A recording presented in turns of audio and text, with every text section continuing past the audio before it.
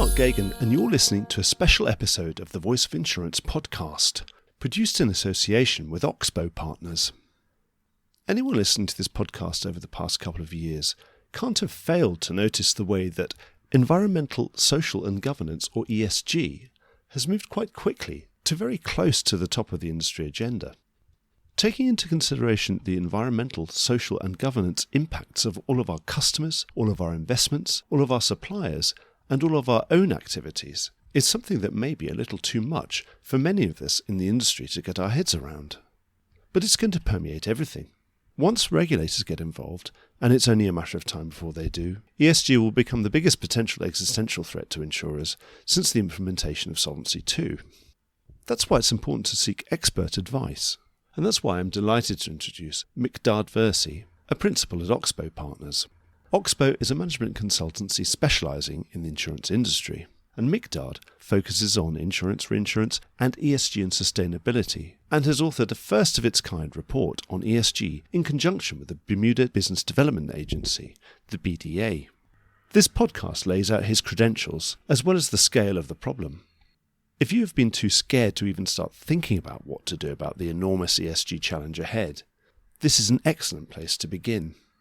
Miqdaad is smart, eloquent and passionate on this topic. He's also very optimistic that the insurance sector has the skills to navigate ESG's threats, as well as to be able to make the most of the huge opportunities that this is going to throw up.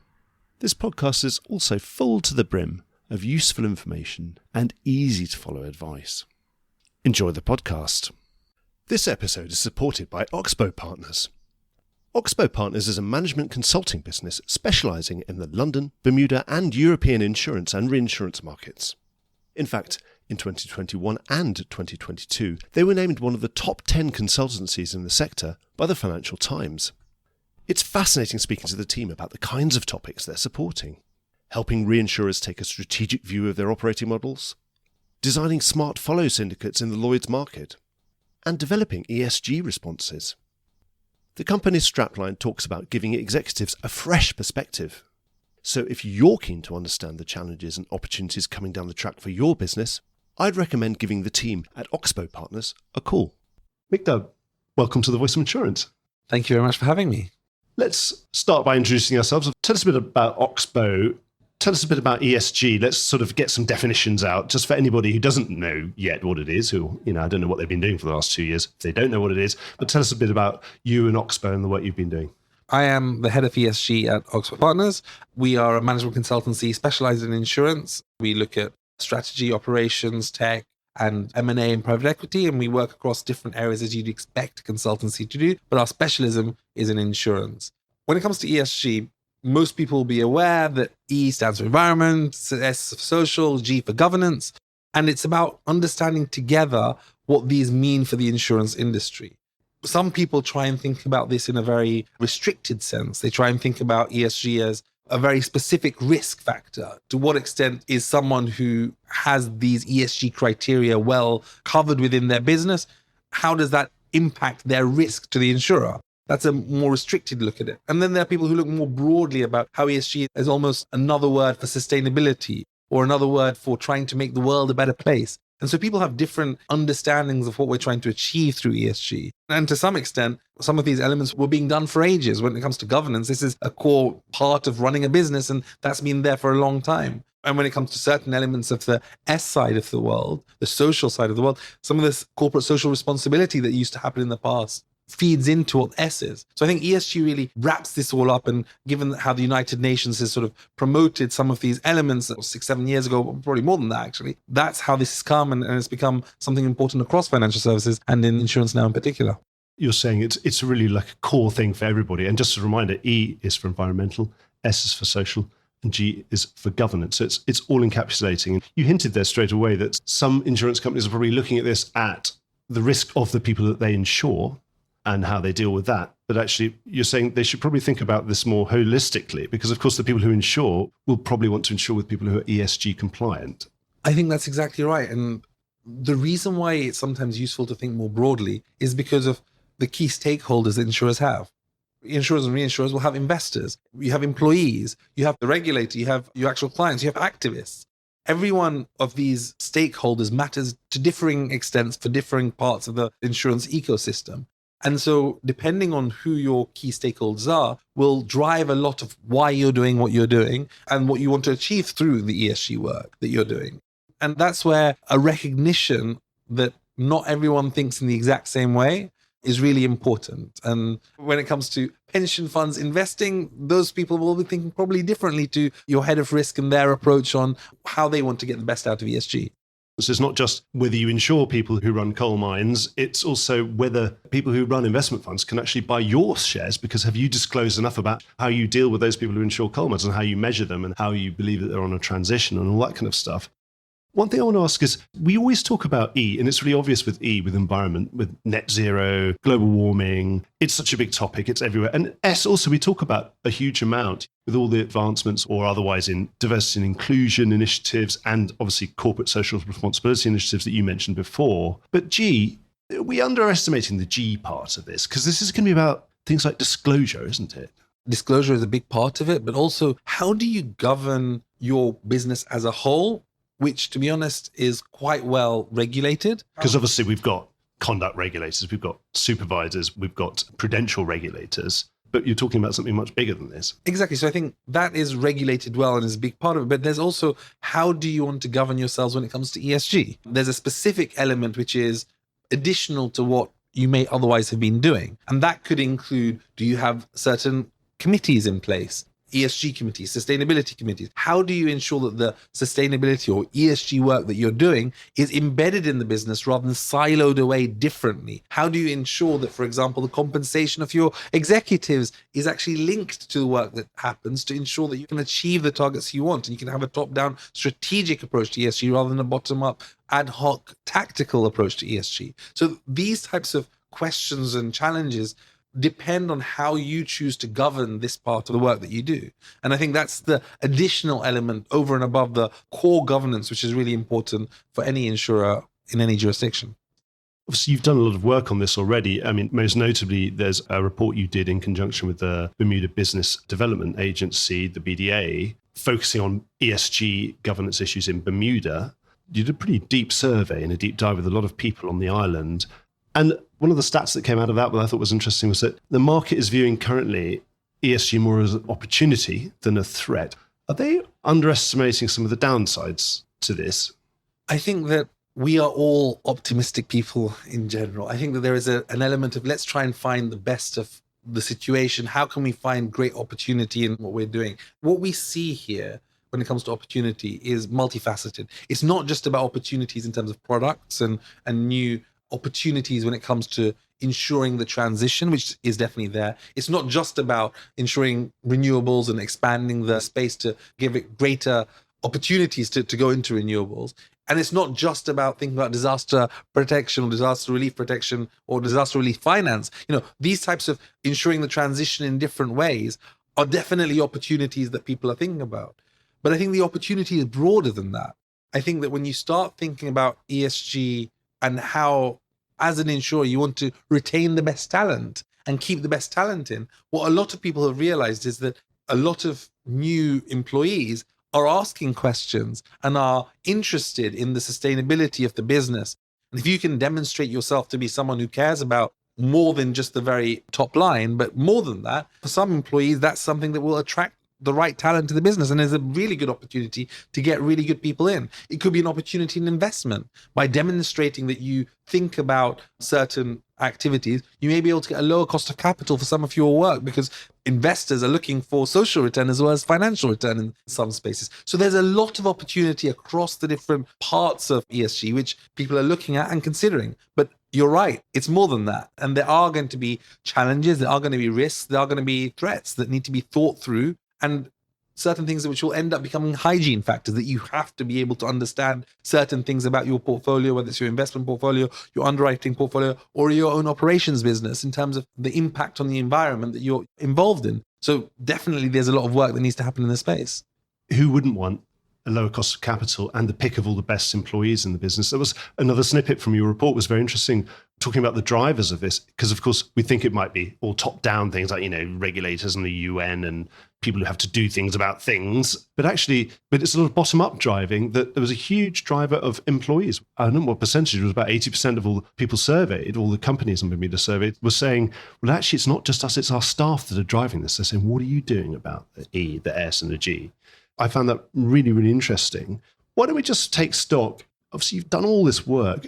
What do you feel is the current state of readiness of the industry? Are we sort of way behind, or are we way ahead, or are we sort of in the Goldilocks position of being just about right at the moment?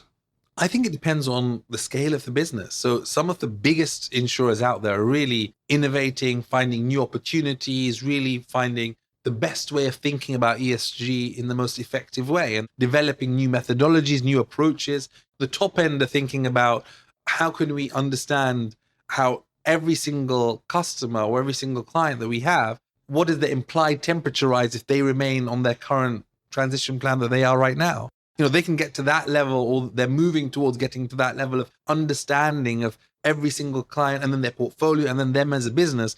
How close are they to net zero? What are the things that are driving them? That's where some of the people at the top end are thinking. They're looking also at the human rights abuses of companies who they're procuring from. You see a lot of different, really interesting ideas from the top end.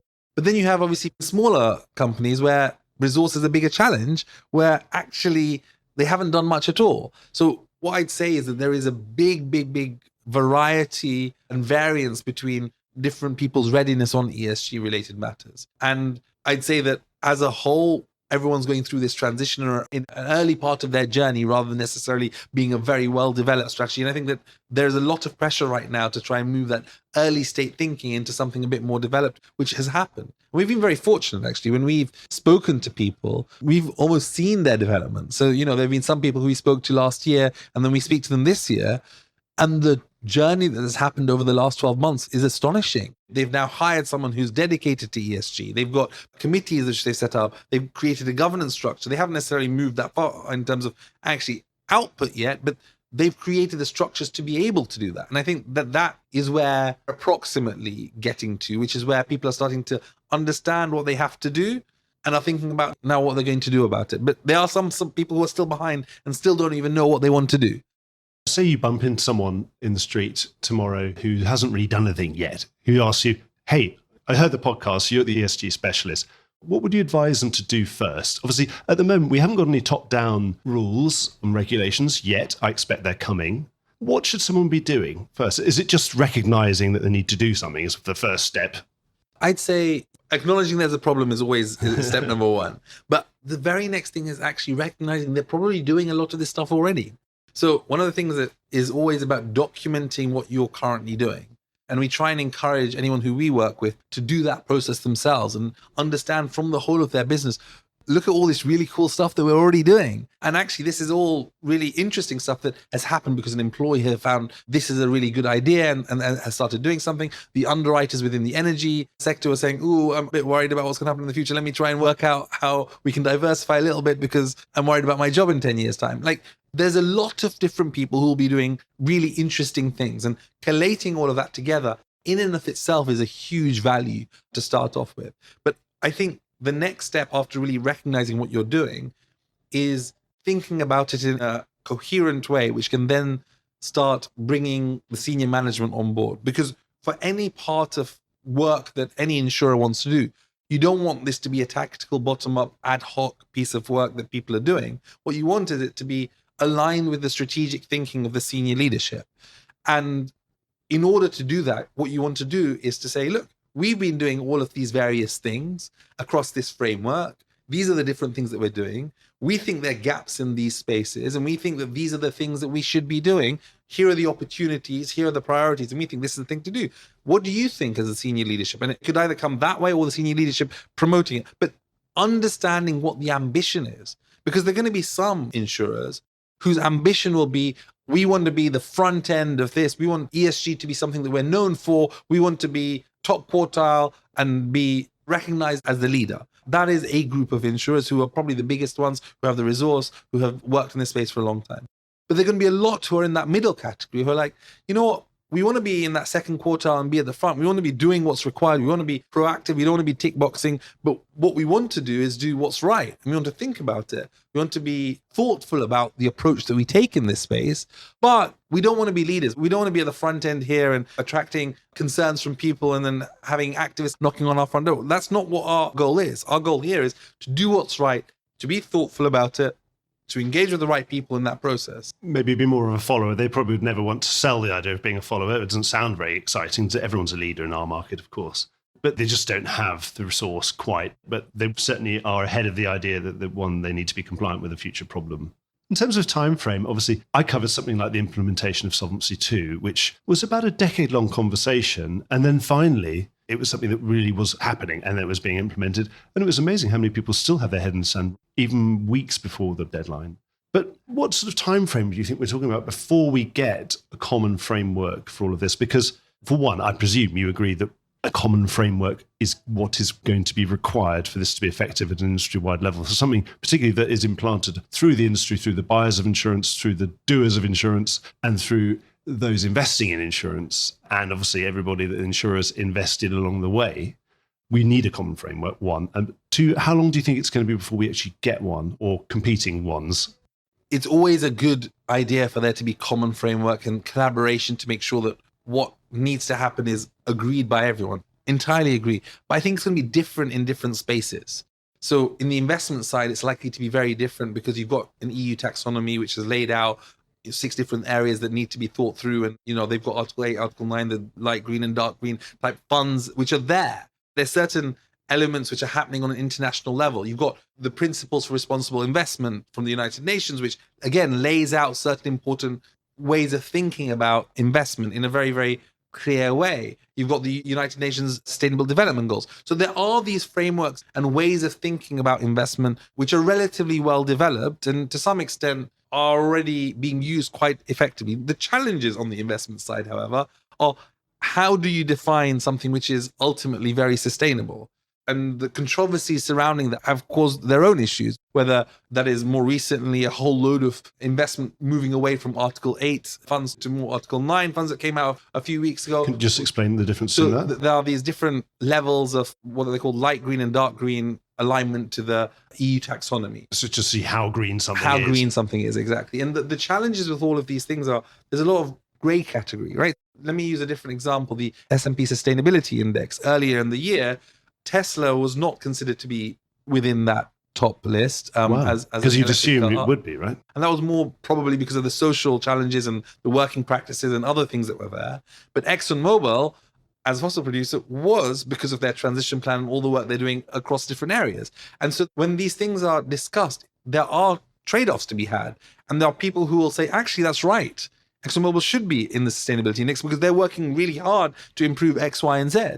And Tesla shouldn't be. And so how do you define what is a really good sustainable fund so that someone who is looking for investment in that space, who is willing to give up financial return, who wants to have a real social impact and say, you know what, this fund is something that's going to do that. And that is going to happen through the market, I think. But when we start seeing how funds are moving from one fund to another and people are recognizing what is sustainable and what's not, I think this is going to happen in the next few years quite well through the market.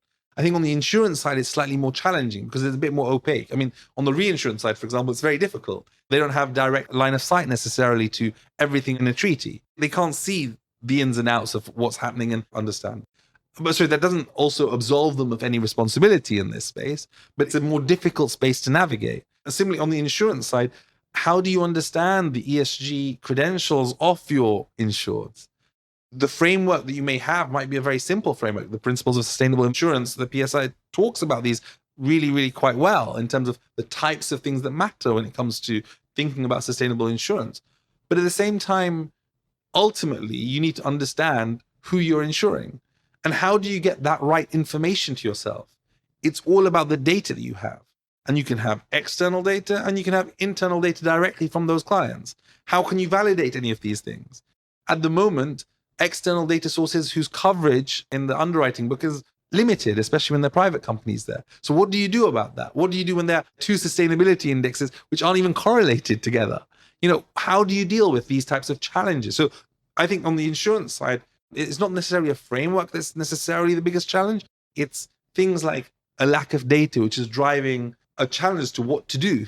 How do you deal with that? And how do you ensure that you can do the right thing and think about things more effectively? And this is where those who are more ahead are not using that as an excuse.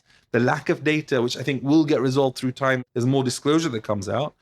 The bigger insurers are actually finding a way around it. They're saying, you know what, I know there's not that much data in this space, but what we're going to do is use the data we have. We're going to use certain proxies. We're going to create a methodology that recognizes where people are right now, understands the transition likelihood, and then see what that means for us in terms of our own ambitions. And spin it down, which jurisdictions do you think are going to be the first to be imposing some sort of ESG norms throughout the insurance sector? Is it EU? It's often EU. We'd think of EU first. I think the EU is definitely ahead in this space in terms of both the regulation and also the forward-thinking nature of some of the ideas that are being put forward. Whether it's the EU taxonomy that's there, whether it's some of the thoughts that are happening on some of the new SFDR expectations, there are definitely areas. And SFDR? The Sustainable Finance Disclosure Regulation. Excellent. So you think it's going to be the EU?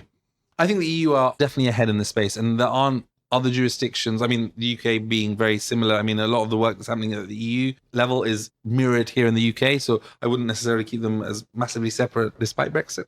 But when it comes to the US, I think they're not as forward in terms of regulation, but at the same time, some of the stuff that the SEC is coming out with in terms of expecting companies of certain size to disclose their scope 1, 2, and 3 emissions is actually really interesting and actually will move the dial forward a lot in terms of the emissions data that will be available. So I think there's definitely good movement happening across the world, but I think the EU is definitely amongst the leaders. There's another constituency here, which we often refer to unofficially as the de facto regulator of the industry, is the rating agencies. What are they doing on this? Do you think they might end up becoming the driver? So I think each of the rating agencies is developing an approach which can most effectively work with their constituents. And you can see how they're working slightly differently. For example, S&P have their sustainability index. They've got certain ways of understanding and assessing sustainability. Moody's are thinking about it, I think, in a slightly different way. But what I would say is that from an investment perspective, their ratings are definitely playing a role in laying out what's happening. But you also have a lot of these ESG data providers, which weren't historically seen in this space, but MSCI or Sustainalytics or other ESG rating providers who are starting to say, based on certain public data and or disclosures that have come from these individuals to us or in the public space, we are going to, against a set of questions that we ourselves have created, judge and assess each individual company and put a rating out. And I think that the challenge with all of these different rating tools is how are they making those judgments? How come they do not seem to be correlated with one another? And what happens to the so many companies who haven't responded to them and suddenly have really varied ratings? I've spoken to many companies, for example, who initially had a very poor MSCI, for example, rating, then engaged with MSCI and said X, Y, and Z, and suddenly their rating shot up. And part of that is just because of the way that these rating agencies work and the specific disclosures they're expecting compared to what others are expecting. And so there is a big challenge here as to how do you ensure these ESG ratings are actually fair, given the lack of disclosures that are there right now. If it was based on public disclosures, you could say this is the basis and it's clear. Because it's a little bit more opaque, it's harder to be very clear. And that's why we've seen in the news in the last few weeks discussions that there may be some regulation of these rating agencies on ESG that may be coming up in the near future. There is regulation of rating agencies by the SEC. It's voluntary, but if you want to be taken seriously as a rating agency in the insurance or bond space, then of course it does help to be in that program. This sounds like a lot of technologies are needed to be invested in. It's going to be this other element. Obviously, you invest in your underwriting systems and other things, policy management, etc. But now we're going to have another factor sitting on someone's screen, on an underwriter's screen, one hopes or one understands, and that's going to have to permeate and be aggregatable and movable, and then they'll have to be transmitted onto your reinsurer, and that your investors are going to want to have a quick look at it as well, etc. Is technology going to be a really big part of this, or is it just going to be another horrendous IT headache?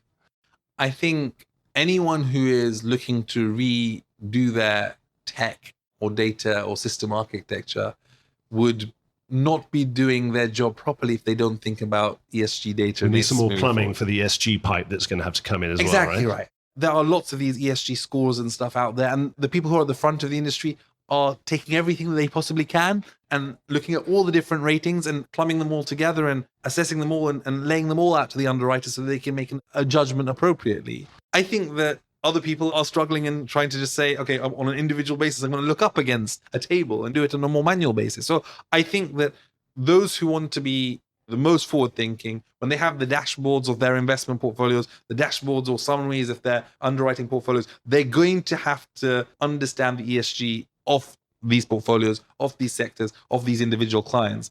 And it's going to have to be plumbed in some way. So it's definitely something that I have to think about.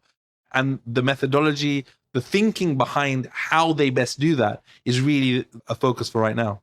What about the brokers? Have they got a big role to play here? Because obviously, can you imagine a situation where every insurer's got an ESG proposal form or a requirement, which I'm sure they all will do, but what if they all ask for it in different formats? I mean, obviously the first thing would be the broker will tell you, well, that doesn't work. Why don't we just agree to ask the same 43 questions and at least have them in standard format so we can all ingest them and we can all move them around? What do you think? I think that's exactly where we have to end up. I think at the moment, some insurers aren't even asking the questions. You may expect that they may want to ask in a couple of years' time, if not next year. Some are asking questions, but those are different questions to what others are asking. And some are being more sophisticated about this and trying to find a way through it and have a more collaborative approach in this space. And I think that in reality, you've got slight challenges about being too collaborative, because are you then being anti-competitive in asking for the exact same data and you're working together and there's certain questions that people are asking about that? I think in this space, I don't think there's that much of a risk there, but I'm not a legal expert and I wouldn't want to go down that route. But the core here is, what do brokers also feel comfortable expecting from their clients? Because if the situation is insurers ask 500 questions, but they only actually care about 2 or 3 of them, and they only use 2 or 3 of them in their actual underwriting and pricing and technical pricing and modeling, then you're thinking, should the clients have to produce answers to all these questions? And what we're seeing is that clients are being asked for information which doesn't directly impact what they're doing in terms of price they're likely to get. So should they be asking for that information, and should they provide that information?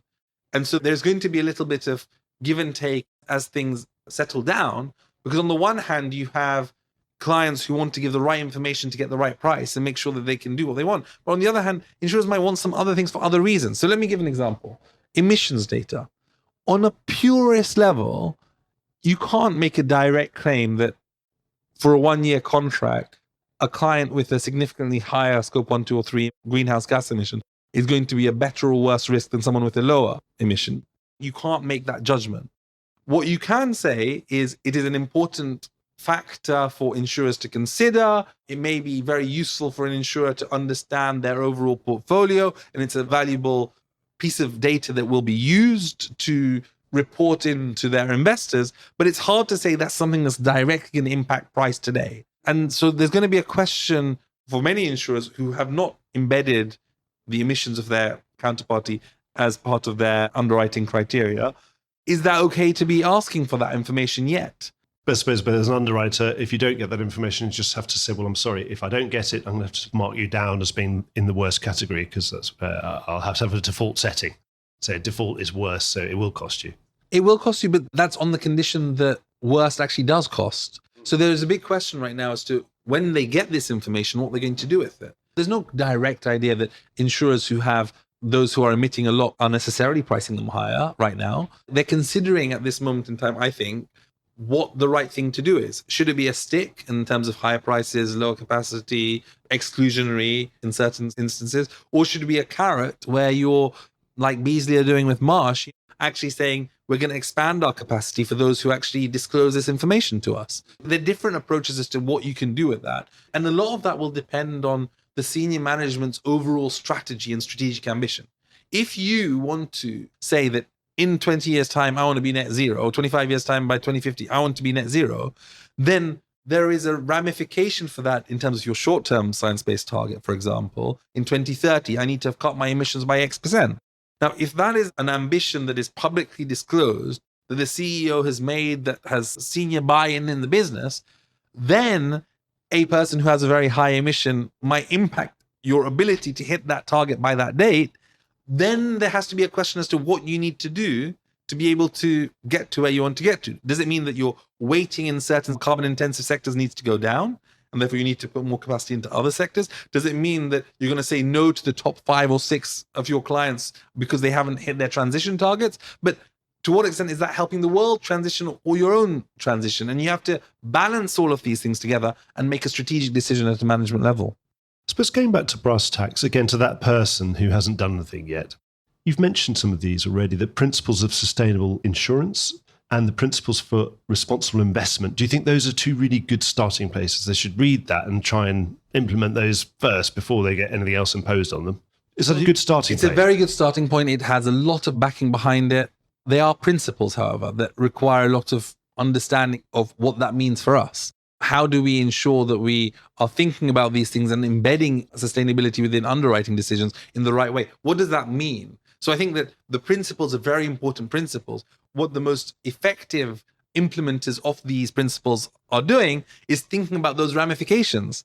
What does embedding really mean? How do we ensure that our underwriters are thinking about these things in the right way when they're making their decisions? And to what extent should they only be making those decisions based on risk criteria? And to what extent should they be thinking more holistically about the long-term sustainability of a company who they want to be partnering with? And these types of discussions that they have to be thinking through are a journey. And some will be taking that on and embracing it, and some will be screaming and shouting and being pulled along. And it will just depend on the culture of the business as to how you want to embed this ESG, which might be a principle of sustainable insurance, but may not be how you run your business. And that's where it's about more than just those principles. It's about embedding it within the culture of the insurer to make things better. You mentioned about ESG data providers and de facto quasi rating agency, ESG rating providers, people who give you scores and all this kind of stuff, similar to the sort of ratings we used to, financial strength ratings that we used to. You mentioned how different companies are going about this in different ways. What would be your advice to someone? Do you think you should just find one you like and stick to them and be so wholly monogamous? Or should you go and just sort of get all of them, even though some, of course, frustratingly seem to be contradictory, that they can't quite agree on different things? A lot depends on your resource and your capacity. One of the biggest challenges here is it's all well and good me saying, oh, look, it'd be really good if you look at all the different ratings out there, decide what works best for you, put them all together and recognize that some are better in certain sectors, some are better in others, and then make a judgment and feed that very nicely to your underwriters in a way that makes sense. But realistically, many companies don't have either the resources in terms of people or the resources in terms of budget to be able to do that. So I think that at the minimum, if you want to try and think about this in a way that makes sense, you're likely to be at least taking one of these guys in, one of these rating agencies or sustainability scores in.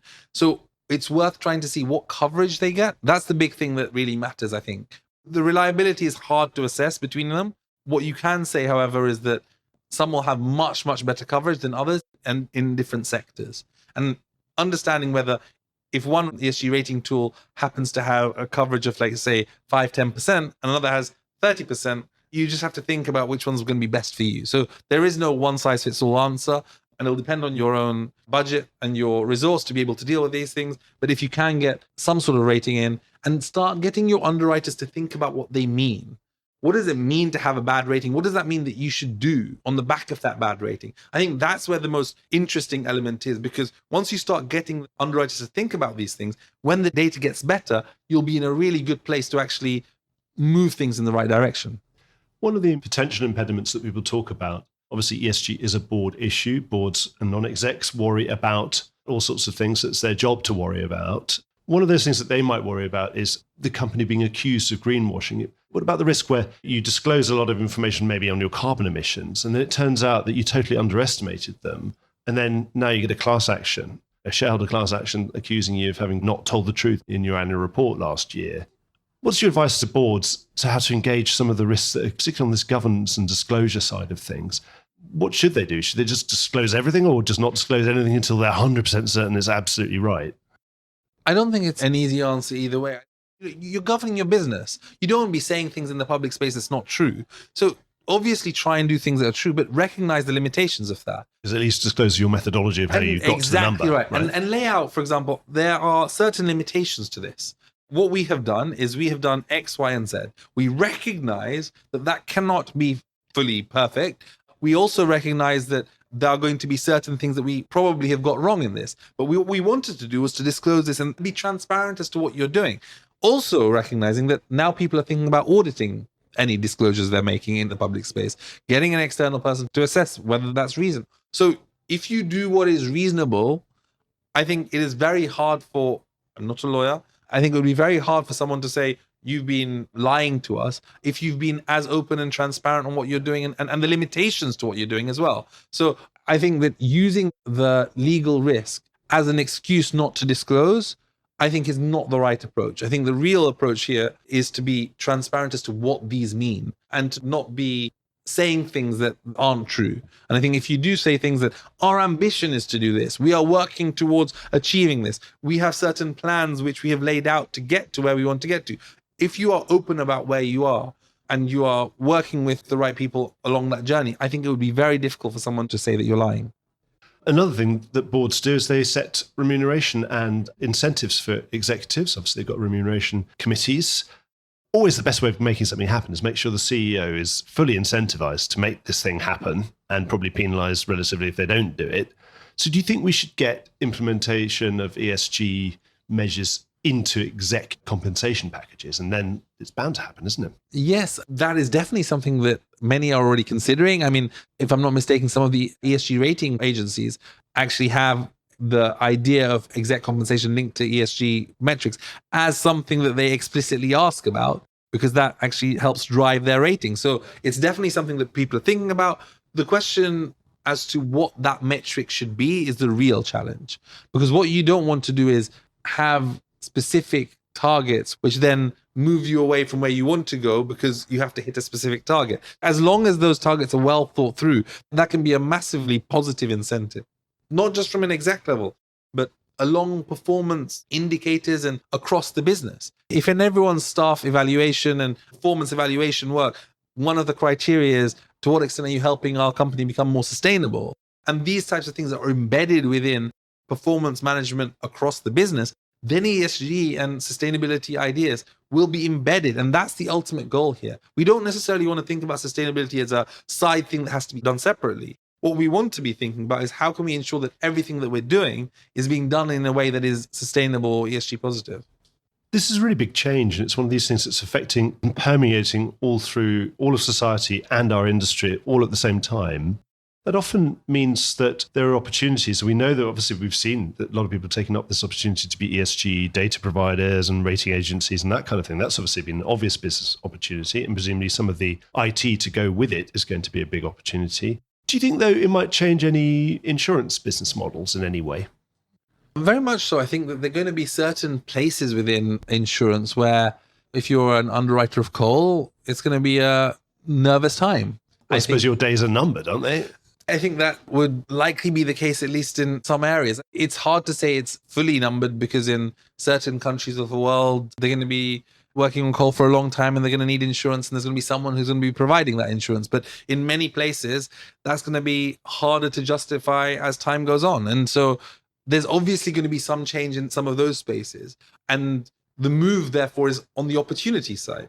To what extent can you actually get more transition products? Let's say, I don't know, carbon offset insurance, which is an idea which people have been talking about and is likely to be a huge market in the future. I mean, carbon offsets, assuming that things go in the way they're likely to go, people are going to be buying a whole amount of them. And what happens if where you're buying it from ends up going bust, or there's an issue with what they're doing in terms of planting new trees, and you may want to protect yourself by insuring that type of stuff. Because that's an asset that you're paying for, and then if you don't get it, you have to buy another load to replace it because it didn't work out. Exactly right. And you want to have the insurance to cover that potentially. There's going to be spaces in this transition that will need insurance. And the more that you're able to be aware of where those opportunities may lie and be at the forefront, or at least flexible enough to take advantage of these opportunities, the better it is. So I think that opportunities will be there in many spaces, and some elements will just be a tweak or an understanding. If you've got D&O, for example, there'll have to be an understanding of ESG concerns because it's an issue that directors are going to be considering whatever they do. And if they don't think about ESG in the right way, then that's going to be a challenge and a risk for them. So whatever part of insurance you're in, there's going to be a change to the way that you think about certain elements. And some sectors, it's going to be a much bigger change than it is in others. You've talked to a huge swathe of our industry over this. Just probably as a last question, how optimistic are you about the industry's ability and awareness to be able to rise to this challenge of ESG without experiencing too much pain and too many shocks? I think the industry is resilient. The industry has talent. The industry has the ability and the opportunity to move things forward. So I'm very, very much more on the optimistic side of things. I think that whilst there are gaps, whilst there are challenges, and whilst there are real resource constraints, I think that the people who I've spoken to have not been really of the sort that they just want to do the absolute minimum, tick a box. There's been this move from the absolute minimalist approach to one that really recognizes this is where our industry is. This is where our industry is going. We need to take this seriously. And I think once that acknowledgement, once that light bulb has been lit, I think that really the opportunity is there, that the industry is in a really good place to take this forward and to make the right decisions for them and for the world as a whole. So someone's listening to this, what should they do next? And obviously you're the head of ESG, so they should talk to you first, right? Yeah, please reach out. I mean, Oxbow Partners, if you look for us online, if you want to just email me directly, that would be great. My email's available, mversi@oxbowpartners.com if you'd like. But generally, just get in touch with us. We're very happy, very open to discuss your journey, where you are on that journey, and what you might want to do. Well, I'll make sure I put all those contacts and, of course, a link to this really interesting Bermuda ESG report you've just done on the notes to the podcast. But it only remains for me to thank you. Thank you so much. And it's been really fascinating. There's a huge amount of work, obviously, ahead. So we'll be talking about this, I think, for many years to come. I think so too. Thank you so much for having me. This episode is supported by Oxbow Partners. Oxbow Partners is a management consulting business specialising in the London, Bermuda and European insurance and reinsurance markets. In fact, in 2021 and 2022, they were named one of the top 10 consultancies in the sector by the Financial Times. It's fascinating speaking to the team about the kinds of topics they're supporting. Helping reinsurers take a strategic view of their operating models, designing smart follow syndicates in the Lloyd's market, and developing ESG responses. The company's strapline talks about giving executives a fresh perspective. So if you're keen to understand the challenges and opportunities coming down the track for your business, I'd recommend giving the team at Oxbow Partners a call. Well, I hope you enjoyed today's episode. If you did, don't forget to subscribe or leave a like or a review or recommendation on whatever podcast platform you used to access this program. These really help get the word out. Before we go, just a quick reminder that advertising slots are available here and in other places in the Voice of Insurance podcasts. Podcasting is the fastest growing medium and attracts a high quality audience of key decision makers. It's also an intimate medium where you, the listener, are right in the room with me and the interview subjects. Needless to say, that means it's a great way of getting your message out directly to an audience because you know you've got their full attention. It's also very cost effective. So get in touch with Mark at thevoiceofinsurance.com to find out how you could be speaking directly to the industry. Voice of Insurance is produced by me, Mark Gagan. Music was written by Anna Gagan and produced by Carlos Gagan. Check out more podcasts and written comment pieces at www.thevoiceofinsurance.com.